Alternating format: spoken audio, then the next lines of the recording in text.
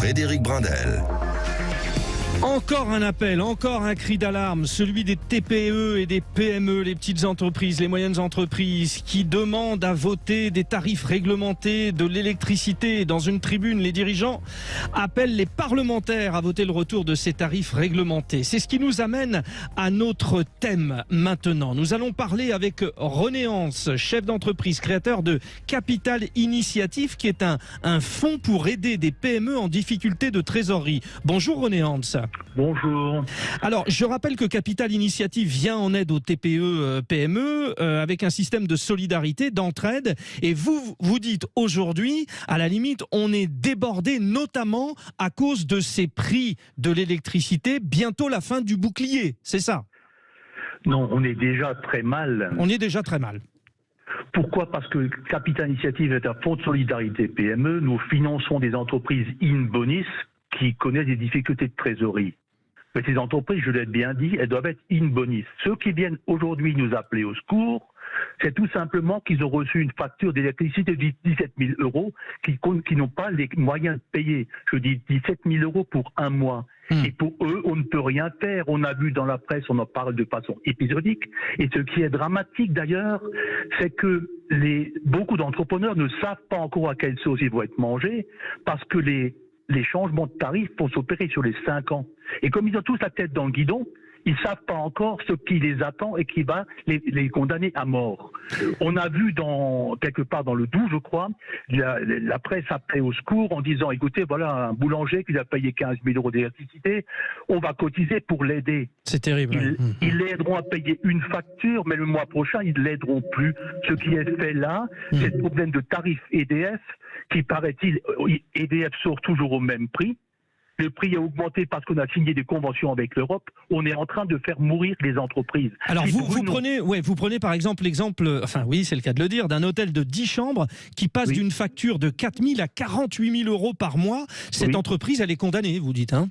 Bien sûr, comment vous voulez, avec 10 chambres, vous divisez 48 000 par 10, ça fait 4 800 euros par chambre. Quand une chambre se loue 100 euros par jour, ça fait 3 000 euros par mois. Comment tu veux payer que l'électricité tout seul 48 000 euros? C'est une honte. C'est une honte. Alors, je reprends certains de vos chiffres, hein, c'est très intéressant. Vous avez repris une étude d'Antares, 42 500 défaillances en 2022, dont 12 256 au 4e trimestre.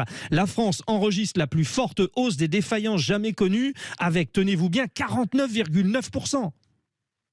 Mais la réalité n'est pas encore là. Toutes ces entreprises, aujourd'hui, je contacte mes amis experts comptables, on nous dit bien que la réalité, aujourd'hui, le problème, c'est que ces entreprises ne connaissent pas leur prix de revient. Ils font des prix, notamment des promoteurs. Ils ont vendu leur appartement il y a 1 an, qu'ils vont livrer dans 6 mois, mais les prix ont tellement changé qu'ils vont vendre à perte. Et ils ne savent pas qu'ils vendent à perte. Ce matin, j'étais chez mon garagiste, qui me dit il y a 2 problèmes nouveaux. Lorsque je fais un devis, entre le moment où je fais le devis et le moment où je fais la facture, il y a déjà une différence dans les prix d'acquisition de mes pièces. Deuxième chose nouvelle aussi, et les Français s'appauvrissent à cause de l'inflation, dont EDF dont l'électricité est une source importante, c'est un coût du prix de manière générale. Très fort, oui. Mais ses clients lui disent, monsieur, je vous paye en 3, 4, 5 chèques. Parce que les gens n'ont plus le moyen de payer une révision automobile. Vous vous rendez compte? Donc, il n'y a plus de liquidité, il n'y a plus de... Effectivement. Bon, alors ce qui est intéressant aussi, donc les auditeurs de Sud Radio, n'hésitez pas, hein, si vous êtes confrontés à ce problème, 0826 300 300. Mais continuons donc avec René Hans, le créateur de Capital Initiative. Vous avez récemment évoqué avec Loïc Le Floch-Prigent, un ancien grand dirigeant, la question de la politique énergétique française. Parce qu'évidemment, on peut repousser le bouclier, mais là, il est urgent de réfléchir. Et vous proposez bien sûr l'option nucléaire à fond. Non, écoutez, c'est un domaine qui n'est pas le mien. J'ai bien fait venir Le Floch-Prigent à Mulhouse, qui a bien expliqué où était le problème. EDF produit toujours à 50 euros le mégawatt et c'est vendu à des prix énormes par des distributeurs. On ne sait pas où va la différence. Ce qui est dramatique, c'est que de nombreuses entreprises, vous avez tout à fait évoqué les statistiques du passé. Et j'étais en train de vous dire que le mal vient maintenant parce que les entrepreneurs ne savent pas qu'ils vendent à perte. Ils ne connaissent pas leur prix de revient. Et là, ils vont mourir en grand nombre. Et je rappelle toujours que le Français qui crée son entreprise, il crée son emploi.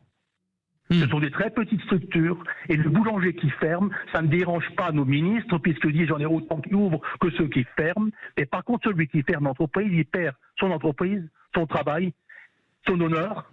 Il va être mis à la rue et la banque. Parce que quand je ferme l'entreprise en liquidation, on viendra me chercher pour les cautions que j'ai données, souvent cautions hypothécaires sur ma maison, ils vont se retrouver à l'u. C'est un massacre. Et là, oui, effectivement, ça devient kafkaïen. Ça devient kafkaïen. Juste quand même, pour revenir sur cette histoire de bouclier tarifaire destiné alors uniquement déjà à certaines TPE, celles de moins de 10 salariés, un chiffre d'affaires, un total bilan annuel inférieur ou égal à 2 millions d'euros, ça, bon, c'est pareil, les restrictions, elles sont quand même assez costaudes. Hein. Elles sont costauds et souvent les 36 mégawatts, on ne passe pas dedans. C'est quand même ridicule ce tarif-là qu'il a mis. Quand une entreprise de 10, s'il a une femme de ménage dans ses effectifs, si demain il va prendre une entreprise de nettoyage, il est en dessous de 10. Ouais. C'est ridicule. Et ce qui est étonnant, hier, l'Assemblée nationale a voté une loi qui dit ce bouclier est étendu à toutes les entreprises de moins de 250 salariés. C'est encore un effet d'annonce. Parce que quand je dis 250 salariés, ce ne sera sans doute pas toutes. Puisque le gouvernement était contre cette loi, il va tout faire pour éliminer le plus grand nombre. Il mettra des nouvelles conditions, chiffre d'affaires, effectifs et puissance d'arrivée, qui vont tout à fait fausser la donne. La situation est dramatique, je dis à tous, nous dansons sur le Titanic et ce gouvernement est à dire du manière générale, les médias, personne ne sait que c'est que l'économie française avec 93% d'entreprises qui ont moins de 10 salariés.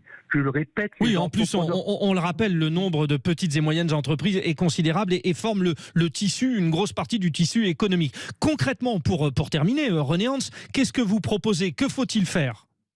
Mais le plan Prigent le dit bien, et haut et fort, il faut revenir au tarif de 2021 pour l'électricité. Sinon, la France entière va s'appauvrir. Va s'appauvrir. Bon, ok. Merci à vous, René Hans. On le rappelle, Capital Initiative, vous venez en aide aux TPE et PME. Capital Initiative, qui est un système de solidarité et d'entraide. Et on l'a bien compris avec ce cri d'alarme que vous portez aujourd'hui sur l'antenne de Sud Radio. Il y a urgence et la situation est particulièrement étouffante. Merci à vous. Dans un instant, nous évoquons l'un des pays qui est au cœur de l'actualité du moment. Le 14 mai prochain, les élections présidentielle en Turquie. Recep Tayyip Erdogan n'est pas du tout sûr de gagner et l'avenir de la Turquie et donc les équilibres mondiaux sont en question. Nous en parlons dans un instant.